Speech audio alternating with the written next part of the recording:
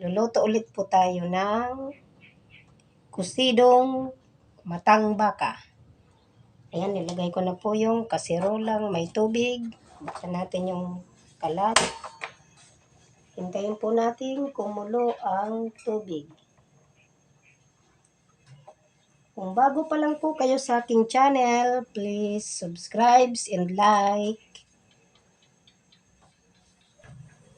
And hintayin po natin kumulo yung tubig bago natin ilagay yung mga sangkap ng ating kusidong matang baka. Hintayin po natin kumulo yan. Takpan po muna natin para madaling kumulo. Yan, tingnan po natin guys kung kumukulo na. Ayan, malapit na po siyang kumulo. Pag kumulo na po, ilalagay na natin ang mga sangkap ng ating kusidong matang baka. Ayan guys, tingnan natin. O ayan, kulong-kulo na po yung tubig. Ilagay na po natin yung mga sangkap. Nahin po natin yung sibuyas. Isunod po natin yung bawang. Sunod po natin yung kamatis. Ayan.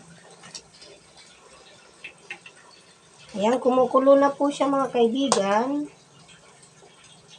Sunod po natin ilagay isa-isa yung isdang matang baka. Isa-isa po natin ilagay yung isda para maluto na siya. Ayan. Talagay po natin ang isda. Medyo ayusin natin. Halo-haloin ng konti. Hintayin po natin ulit kumulo. At takpan po natin ulit. Ayan mga kaibigan, kung bago pa lang po kayo sa aking channel, please like naman po ng aking mga videos. Yan po, tanggalin po natin yung takip. Tingnan natin kung kumulo na. Ayan, kumukulo na po mga kaibigan. Ayan po, kulong-kulo na ang ating isda. Ilalagay na po natin ang iba pang mga sangkap. Lagyan po natin ng konting asin. Para kung ano sa panglasa nyo yung kusidong isdang matang baka. Tapos ilagay po natin ito pong sili. Siling haba. Takpan po natin ulit para maluto yung sili. Ayan, tanggalin po natin yung takip. Tingnan po natin yung isda. Ayan mga kaibigan, kulong-kulo na po. Mga 5 minutes po, luto na yung isda. Takpan po natin ulit. Ang isda po kasi mga kaibigan, madali lang yan maluto. Palike naman po ng aking mga videos. Tanggalin po natin yung takip ulit. At ilagay na po natin yung talbos ng kamote. Ayan po, talbos ng kamote. Ilagay po natin. Hayaan po natin kumulo. Medyo ipailalim po natin yung talbos para maluto kagad. Ayan. Takpan po natin. Ayan, tanggalin po natin ang takip.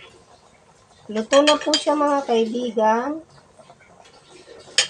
Lagyan na po natin ng pang-paasim. Depende po sa inyo. Ako po kalamansi yung ilalagay ko. Depende po sa inyo kung ilang kalamansi para sa panlasa nyo. Ayan, pakulo-kulo po. Para maano po yung kalamansi. Palike naman po ng aking mga videos. At paki-share naman po. Ayan.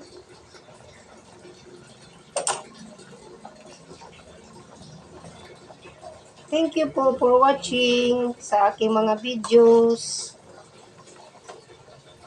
Ayan po mga kaibigan, oh, kulong-kulo na po. Luto na po ang ating kusidong matang baka. Simpleng recipe lang po to at simpleng ulam, lutong bahay. Thank you for watching mga kaibigan.